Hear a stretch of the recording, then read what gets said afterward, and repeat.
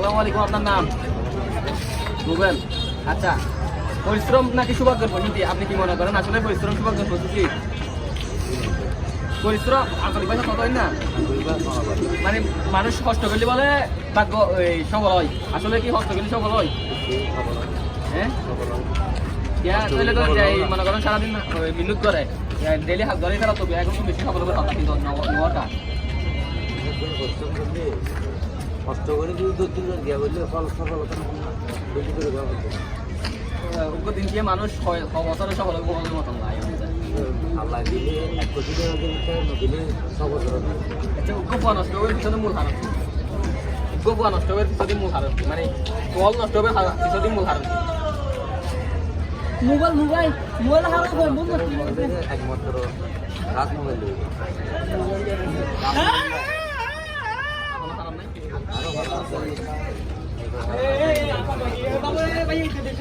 ভাবি অনু মেবানা বল নষ্ট হবে